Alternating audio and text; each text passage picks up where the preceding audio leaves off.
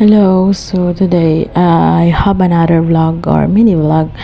Naboboring na ako kaya wala akong naisip. I plan to move or plan na maggala kasi malapit na ang training ko going to Manila. Kaya yun, as a manager, kailangan natin mag-relax, charot. Magti-training na kasi ako kaya naisip ko na mag-out of town muna, charot. Hindi naman siya out of town totally. So una nga namin ito is papunta siyang Napsan, ikot siya ng papuntang Nagtabon. Pero nagdaan kami going to south and then paakit po siya. So napuntahan namin ito is Papanyuan River. Kung mapapansin nyo, is very nice po ng kanyang quality ng ating location na natagpuan.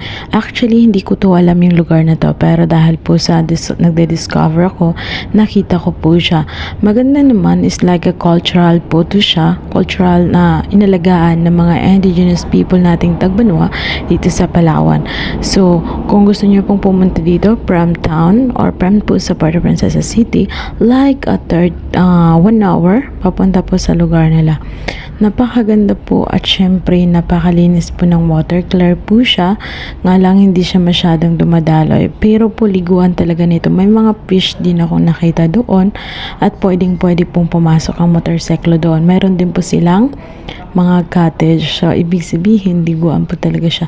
Kung mapapansin nyo, may mga fish naman tayong nakita dyan at napakaganda po ng area nila at na masasabi ko na malinis talaga.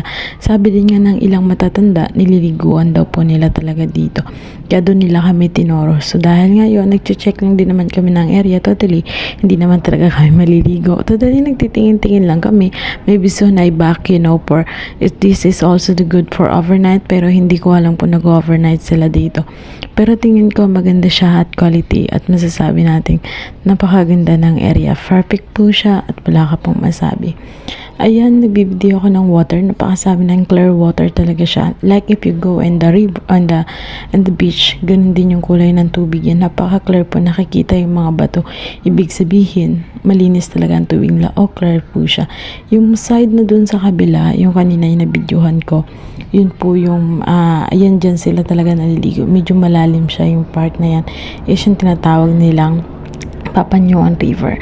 So at this moment, I'm so happy kasi nga parang ang tagal ng biyahe namin.